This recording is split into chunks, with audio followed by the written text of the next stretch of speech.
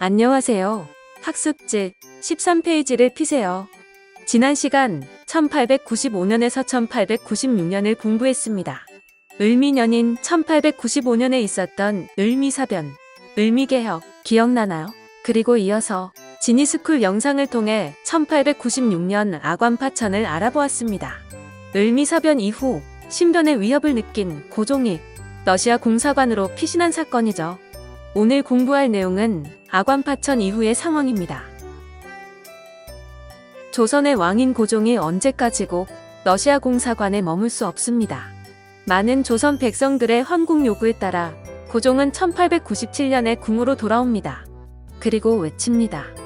보여줄 게 완전히 달라진 나. 고종은 열강에 의해 이리저리 치이던 과거를 뒤로하고 새로운 시작을 하고 싶었나 봅니다. 조선의 국호를 대한제국으로 바꾸고 제국의 수장은 왕이 아니라 황제라고 발표합니다. 그래서 고종을 조선의 왕이라고도 하지만 고종황제라고 칭하기도 하는 거예요. 고종황제는 대한제국은 이제 자주독립국임을 공식적으로 선포합니다. 이름만 바꿔서는 완전히 달라진 모습을 보여줄 수 없겠죠. 대한제국을 강하게 만들기 위한 개혁을 실시합니다. 1987년에 시작한 광무개혁입니다. 광무개혁은 구본신참의 원칙에 따라 시행됩니다. 옛구, 근본본, 새로울 신, 참고할 참, 옛날 것을 기본으로 삼고 새 것을 참고한다는 겁니다. 즉, 급진적이기보다는 점진적인 개혁에 더 가깝다고 볼 수 있습니다. 광무개혁의 내용을 보겠습니다. 먼저, 고종은 자신의 황제권을 강화합니다. 국가의 군사권, 법을 만들 수 있는 입법권, 재판과 관련된 사법권, 외교권을 모두 황제가 거머쥐는 겁니다. 아마 고종은 이전의 가보, 을미개혁을 주도하던 대신들이 탐탁치 않았던 모양입니다. 개혁을 주도하던 대신들이 일본과 같은 외세에 많이 휘둘렸던 것도 사실이죠. 이제 황제인 자신이 정신을 똑바로 차리고 강력한 황제권으로 대한제국을 이끌어보겠다는 의지가 보이는 지점입니다. 조선의 군사력이 부족했다고 이전부터 말해왔죠? 나라를 지키는 중앙군, 지방군을 늘려 국방력을 강화하는 군사부문 개혁이 이루어집니다. 그 다음으로 경제 부문의 개혁이 중요해요. 고종은 대한제국이 강해지기 위해서는 경제를 키워야 한다고 판단했습니다. 그러기 위해서는 상공업이 발달하는 것이 중요하다고 본 거죠. 근대 산업을 육성하기 위해 공장과 회사를 설립하고 국가적으로 지원합니다. 광무개혁 중 고종은 군대도 늘리고 공장과 회사를 짓고 학교도 짓고 기차를 개통하는 등 근대 시설들도 많이 짓습니다. 이 모든 정책들을 실시하기 위해서는 돈이 엄청 많이 필요하죠.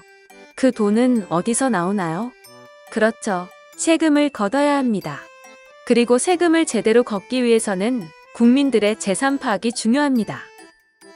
누가 얼마만큼의 땅을 가지고 있는지를 파악해야 하는 거죠.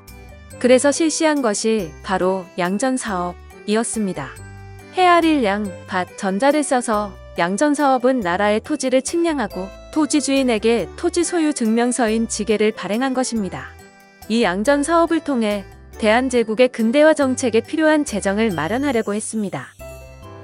위로 올라가서 연표를 잠깐 다시 볼까요? 1897년부터 국호를 바꾼 대한제국이 일제강점기 전인 1910년까지 유지됩니다. 대한제국이 실시한 것이 바로 광무개혁이죠. 광무개혁은 1897년부터 러일전쟁이 일어난 1904년까지 진행됩니다.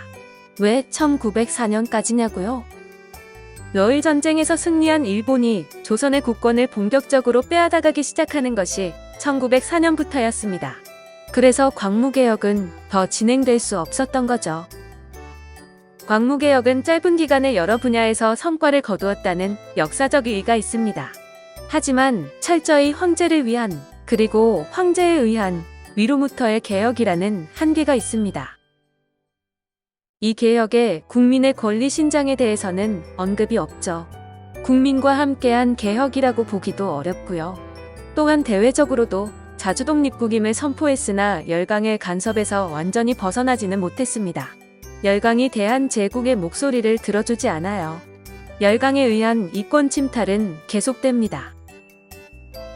방금 광무개혁의 한계에 대해 국민을 참여시키지 않은 개혁이라고 설명했었죠? 다음 시간에는 나라를 지키기 위해 국민이 주인공이 된 단체를 공부할 겁니다. 우리나라 민주주의의 시작점이라고도 볼 수 있는 단체, 독립협회입니다. 그럼 다음 시간에 만나요.